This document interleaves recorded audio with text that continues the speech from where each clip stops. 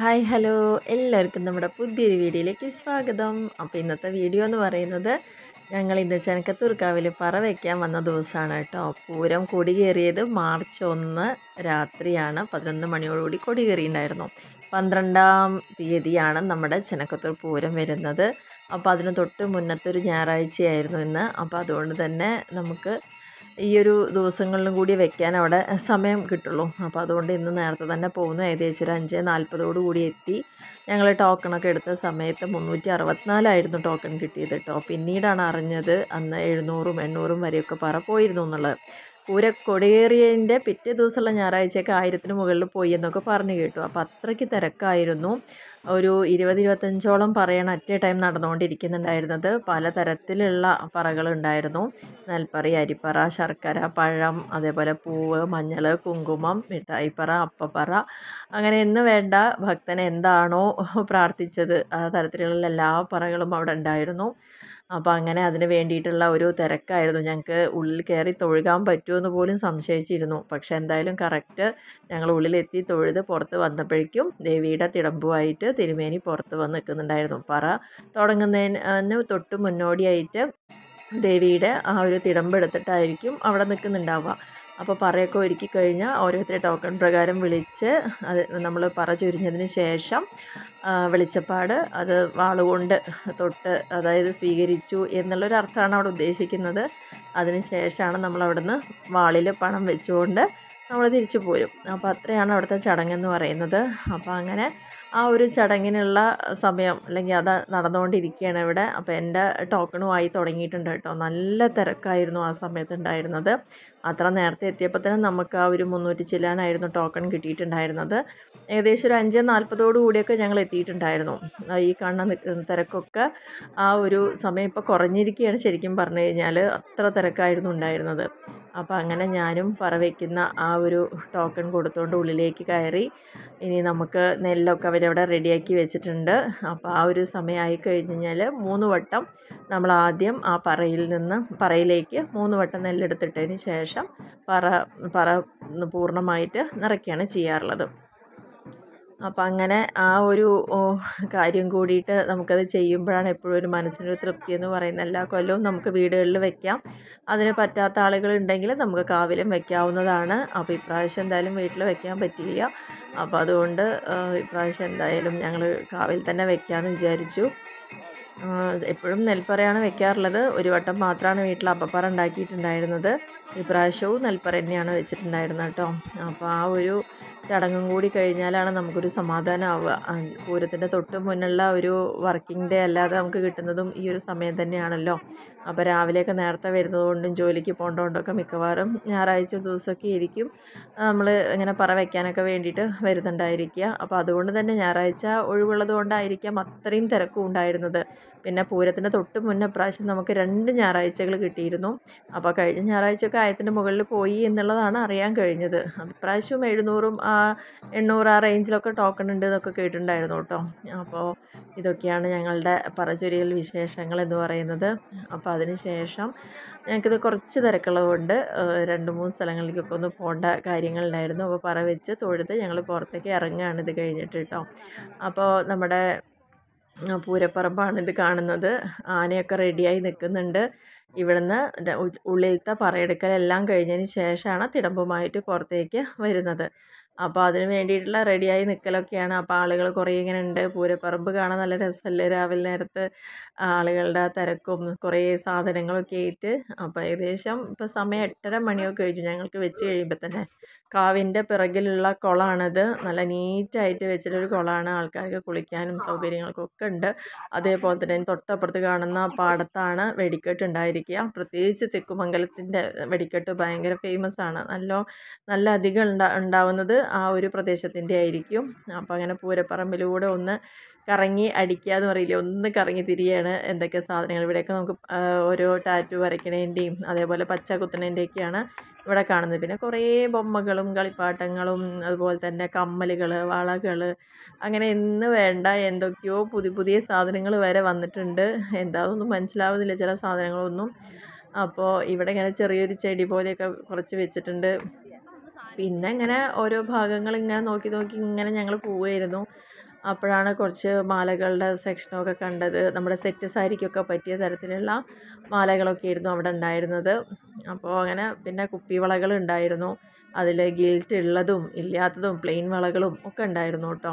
അപ്പോൾ അതും ഒന്നിങ്ങനെ നോക്കി അങ്ങനെ ഞങ്ങൾ ഭക്ഷണം കഴിക്കുന്നതിന് വേണ്ടിയിട്ട് പോവുകയാണ്. കാരണം ഇവിടുന്ന് ഞങ്ങൾക്ക് വേറൊരു സ്ഥലം വരെയൊക്കെ പോകാനുണ്ട്. അപ്പോൾ എന്തായാലും രാവിലെ നേരത്തെ ഇറങ്ങിയതല്ലേ, അപ്പോൾ ഇതൊക്കെ ഒന്ന് കാണാമെന്ന് ചോദിച്ചു. കുറേ ചേച്ചിമാർ ഇതൊക്കെ നോക്കിക്കൊണ്ട് നിൽക്കുന്നുണ്ടായിരുന്നു കേട്ടോ. മാലകളൊക്കെ നല്ല ഭംഗിയുള്ള മാലകളൊക്കെ ഉണ്ടായിരുന്നു.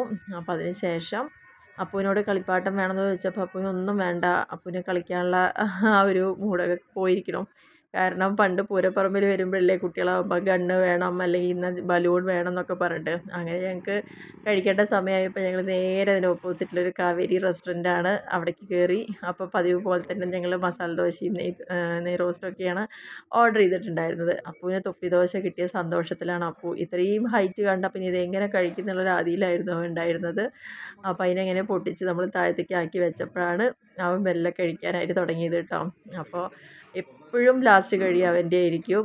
അപ്പോൾ കഴിച്ചൊക്കെ കഴിഞ്ഞ് അവന് വേണ്ടി ഇങ്ങനെ വെയിറ്റ് ചെയ്തിരിക്കുകയായിരുന്നു ഞങ്ങളൊക്കെ.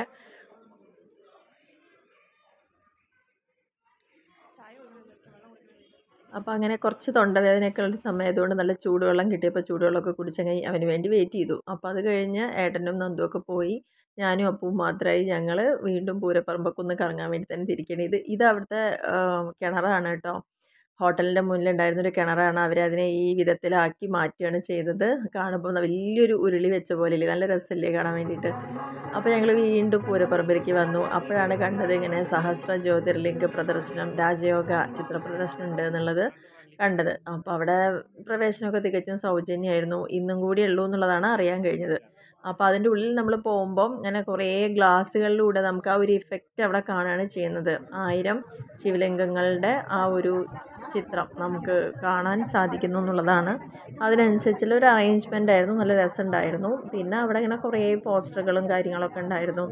ഓരോ പോസ്റ്ററിലും ഓരോ കാര്യങ്ങളെക്കുറിച്ചാണ് അതിൽ വ്യക്തമായിട്ട് അവർ പറഞ്ഞു തരുന്നുണ്ടായിരുന്നു. ഓരോ പോസ്റ്ററിൻ്റെ അടുത്തും ഓരോ ചേച്ചിമാരുണ്ടായിരുന്നു. അവരിങ്ങനെ ഓരോ കാര്യങ്ങളെ നമുക്കിങ്ങനെ വിശദീകരിച്ച് പറഞ്ഞു തരുന്നു. അവിടെ പ്രധാനമായിട്ടും അതിലാദ്യത്തെ ആ ചിത്രത്തിലൊക്കെ ആരാണ് നമ്മൾ എന്നുള്ള സ്വയം നമ്മളെക്കുറിച്ചൊരു തിരിച്ചറിവ് നമുക്ക് തരിക.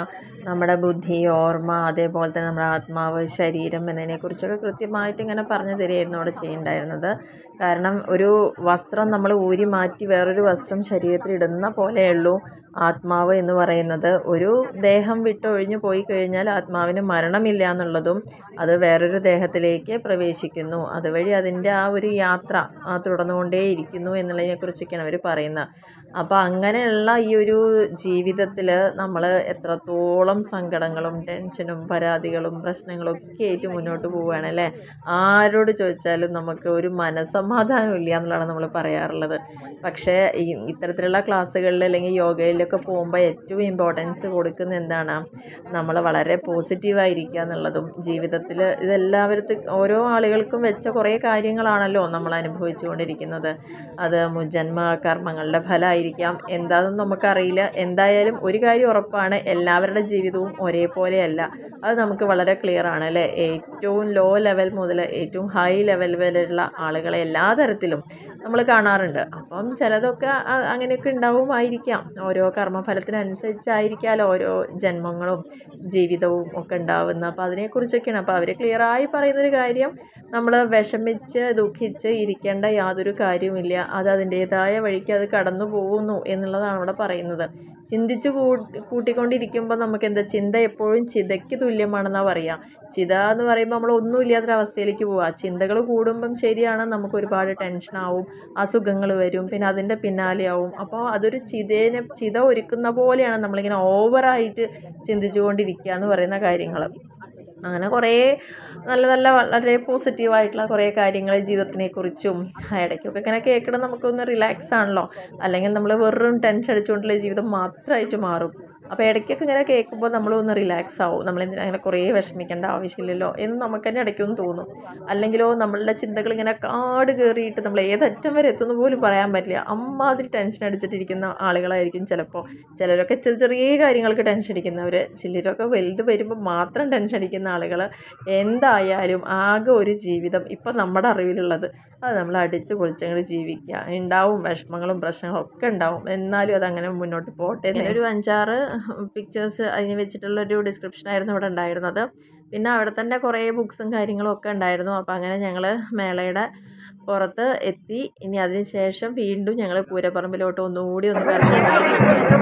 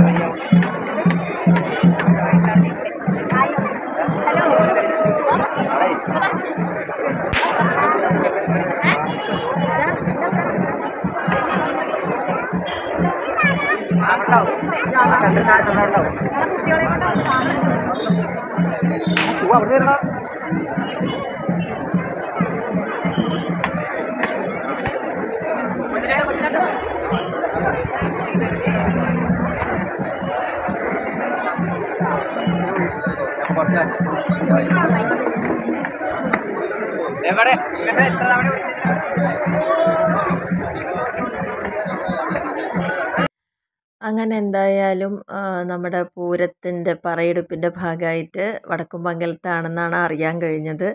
അപ്പോൾ ആ ഒരു പറയെടുപ്പും കൂടി നിങ്ങൾക്ക് കാണിച്ചു തരാൻ സാധിച്ചു. ഞങ്ങളും പ്രതീക്ഷിച്ചല്ല ഇത്രയൊക്കെ ലേറ്റ് ആവും എന്നുള്ളത്. അപ്പോൾ ഇങ്ങനെയൊക്കെ കുറച്ച് കാര്യങ്ങൾ വന്നുകൊണ്ടാണ് ലേറ്റ് ആവാനുള്ള കാരണമൊക്കെ ആയത്. അപ്പോൾ അത് നേരിട്ട് കാണാനൊരു ഭാഗ്യം കൂടി ഉണ്ടായി. അപ്പോൾ അതിന് ശേഷം പിന്നെ ഞാനും അപ്പം കൂടി മാത്രമായിട്ട് ഞങ്ങൾ പൂരപ്പറമ്പ് മൊത്തത്തിലൊന്ന് കറങ്ങി കേട്ടോ. ആ ഒരു കറങ്ങലാണ് നിങ്ങളെയോടും കൂടി ഷെയർ ചെയ്തിരിക്കുന്നത്. പിന്നെ അവിടെ എന്ന് പറഞ്ഞു കഴിഞ്ഞാൽ കുറേ കമ്മലുകൾ, മാലകൾ, വളകൾ, അതൊക്കെ ഇങ്ങനെ നല്ല രസമല്ലേ കാണാൻ വേണ്ടിയിട്ട്. അപ്പോൾ അതിലിങ്ങനെ ഓരോതിൻ്റെ വില ചോദിക്കും, ചിലത് പറ്റുന്നത് എടുക്കും, അങ്ങനെയൊക്കെയാണ്. അപ്പോൾ പല പല കാഴ്ചകൾ ഉണ്ടായിരുന്നു കേട്ടോ. ഇതൊക്കെ എന്തോ ഇങ്ങനെ വീട്ടിൽ തൂക്കിയിടുന്ന സംഭവം പോലത്തെ അല്ലേ. അപ്പോൾ ആ ഒരു കാര്യമൊക്കെ ഇങ്ങനെ കാണുമ്പോൾ നല്ല രസമാണല്ലോ. അപ്പോൾ അതൊക്കെ ഇങ്ങനെ അപ്പോൾ പോയി നോക്കുന്നുണ്ടായിരുന്നു. അപ്പോൾ ആ ഒരു കാഴ്ചകളിലേക്കാണ് ഇനി നമുക്ക് നോക്കാനുള്ളത്. അപ്പോൾ അങ്ങനെ ഇരിക്കും. ഇപ്പോൾ ഞങ്ങളൊന്ന് കറങ്ങിയതാട്ടോ, ഒരു 360 ഡിഗ്രിയിൽ ഒരു കറക്കം കറങ്ങിയതാണ് ഞാനും അപ്പം കൂടി. നല്ല വെയിലായിരുന്നു, അതുകൊണ്ടാണ് മുഖമൊക്കെ ഇങ്ങനെ ആകെ ചുളുങ്ങി പോയിരിക്കുന്നത്. അപ്പോഴാണ് നമ്മുടെ മെറ്റലിൻ്റെ എന്തൊക്കെയോ ഈ ഒരു ഭാഗത്ത് ഇങ്ങനെ കണ്ടുണ്ടായിരുന്നത്. അപ്പോൾ അതും ഒന്ന് നോക്കാൻ പോയി. അങ്ങനെ സകലമാന കാഴ്ചകളും ഒന്ന് കവർ ചെയ്തു എന്ന് വേണം പറയാൻ. കാരണം പ്രത്യേകിച്ച് തിരക്കൊന്നും ഇല്ലാത്തതുകൊണ്ട് ഞങ്ങളൊന്ന് ശരിക്കും പറഞ്ഞു കഴിഞ്ഞാൽ എല്ലാ കടകളിലും അല്ലെങ്കിൽ എല്ലാ ഭാഗങ്ങളിലൊക്കെ ഒന്ന് പോയി വരികയാണ് ചെയ്തത്. ഇവിടെ ഇങ്ങനെ കുറേ വെറൈറ്റി ആയിട്ടുള്ള ഐറ്റംസൊക്കെ ഉണ്ടായിരുന്നു കേട്ടോ, മെറ്റൽസിൻ്റെയൊക്കെ. അങ്ങനെ നമ്മുടെ സ്റ്റേജിൻ്റെ അവിടേക്ക് എത്തിയതാണ്. അപ്പോൾ ഇതാണ് കേട്ടോ ഇപ്രാവശ്യത്തെ പന്തൽ എന്ന് പറയുന്നത്. അപ്പോൾ രാത്രിക്ക് ഭയങ്കര അലങ്കാരങ്ങളൊക്കെ ആയിരിക്കും. അപ്പോൾ അത് കാണുമ്പോൾ വേറൊരു ചന്താണ്. അവിടെ കളിക്കുന്ന സാധനങ്ങളൊക്കെ വന്നിട്ടുണ്ട്. അതേപോലെ നേരത്തെ കാണിച്ച ആ സ്റ്റേജിലായിരുന്നു നമ്മുടെ പ്രോഗ്രാമൊക്കെ ഞാൻ മുന്നേ വീഡിയോ ചെയ്തിട്ടുണ്ടായിരുന്നല്ലോ. സ്റ്റീഫൻ ദേവസിയുടെ പ്രോഗ്രാമും അതേപോലെ തന്നെ ഐഡിയ സ്റ്റാർ സിംഗേഴ്സിൻ്റെ ഒക്കെ പ്രോഗ്രാമൊക്കെ. അപ്പോൾ ആ ഒരു സ്റ്റേജൊക്കെ അവിടെയായിരുന്നു. പിന്നെ അവിടുന്ന് അങ്ങനെ ഞങ്ങൾ ഈ കളിക്കണ ഭാഗത്തൊക്കെ, കാരണം വൈകുന്നേരം വന്നു കഴിഞ്ഞാൽ നമുക്ക് ഇങ്ങോട്ട് അടുക്കാൻ പോലും പറ്റില്ല, അത്ര തിരക്കായിരിക്കും. പിന്നെ എന്താണെന്ന് വെച്ച് കഴിഞ്ഞാൽ രാത്രി ആകുമ്പോൾ ലൈറ്റൊക്കെ ഇട്ടിട്ട് നല്ല ഭംഗിയാണ് കാണാൻ വേണ്ടിയിട്ട്. അപ്പോൾ അതിന് മുന്നേ ഒക്കെ വരുന്ന സമയത്ത് അപ്പൂനെയും കൊണ്ട് ചെറിയ ചെറിയ സാധനങ്ങളിലൊക്കെ ഒന്ന് ഇരിക്കും കേട്ടോ. കാരണം ചെറിയ രീതിയിലൊക്കെ ഇത് മരണക്കിണർ അങ്ങനെയുള്ള സംഭവങ്ങളൊക്കെ ഇതിൻ്റെ ഉള്ളിൽ. അപ്പോൾ അവിടേക്കൊന്നും നമ്മൾ പോവാറില്ല. അപ്പോൾ അതിന് വേണ്ടിയിട്ട് ബൈക്കൊക്കെ താഴെ നിർത്തിയിട്ടുണ്ട്, അതിൻ്റെയൊക്കെ ഓടിക്കുന്ന ബൈക്കുകളും കാര്യങ്ങളൊക്കെ. പിന്നെ ഇപ്പോൾ ഈ ഒരു വശങ്ങളിലേക്കൊക്കെ ഇങ്ങനെ ചെന്ന സമയത്ത് ഇങ്ങനെ ചെറിയ ചെറിയ കുട്ടികൾക്കൊക്കെ ഇരുന്ന് കളിക്കാൻ പറ്റുന്ന തരത്തിൽ ഒരുപാട് സാധനങ്ങൾ ഇവിടെ ഉണ്ടായിരുന്നു. പക്ഷേ ഇപ്പോൾ അത് വർക്കിംഗ് അല്ല. ഇവിടെ ഇപ്പം അതിൻ്റെ അറ്റകുറ്റപ്പണികളൊക്കെ നടന്നുകൊണ്ടിരിക്കുകയാണ്. പകൽ ഇതില്ല, വൈകുന്നേരത്തോട് കൂടിയിട്ടാണ് സ്റ്റാർട്ട് ചെയ്യുക. ഒന്നാമത് എന്താണെന്ന് വെച്ചാൽ ഭയങ്കര വെയിലാണ് ഈ ഒരു സമയത്ത്. അപ്പോൾ ഈ ഒരു സമയത്തൊന്നും ഇത് പ്രവർത്തിക്കില്ല കേട്ടോ. വൈകുന്നേരമാണ് ഇത് പ്രധാനമായിട്ടും ഉണ്ടാവുക. പിന്നെ അത് മാത്രമല്ല, നമുക്ക് അന്നേരം ഇവിടേക്ക് വരാൻ കൂടി പറ്റില്ല. അത്ര തിരക്കായിരിക്കും ഉണ്ടായിരിക്കുക. നമുക്ക് ഏതെങ്കിലും ഒരു ഇതിലൊക്കെ കയറണം, റൈഡിലൊക്കെ കയറണം എന്നുണ്ടെങ്കിൽ കുറേ നേരം വെയിറ്റ് ചെയ്യേണ്ടി വരും. പിന്നെ ചിലതിൽ ആളാവാഞ്ഞിട്ടുള്ള പ്രശ്നങ്ങളായിരിക്കും. അപ്പോൾ അങ്ങനെ ഓരോ പ്രശ്നങ്ങളൊക്കെയാണ്. അപ്പോൾ എന്തായാലും ഇപ്പോൾ ഫ്രീ ആയിട്ട് ഇങ്ങനെ കിട്ടിയപ്പോൾ ഞാൻ ഇതൊക്കെ ഒന്ന് കാണിക്കാമല്ലോ എന്ന് വിചാരിച്ചിട്ട് ഇവിടെയും കൂടി ഒന്ന് കവർ ചെയ്തതാണ്. അപ്പോൾ ഇത്രയൊക്കെ ഉള്ളൂ നമ്മുടെ ഈ പൂരത്തിൻ്റെ വിശേഷങ്ങൾ. അപ്പോൾ ഇന്ന് പറ വയ്ക്കാൻ പോയപ്പോൾ ഇത്രയും കാര്യങ്ങൾ ഞാൻ വിചാരിച്ചത് പോലും ഇല്ല, ഇത്രയും കാര്യങ്ങളൊക്കെ ഒന്ന് ചെയ്യാൻ പറ്റും തന്നെ. അപ്പോൾ എന്തായാലും വീഡിയോസൊക്കെ ഇടേണ്ട, എല്ലാവരും മറക്കാതെ തന്നെ കാണാം.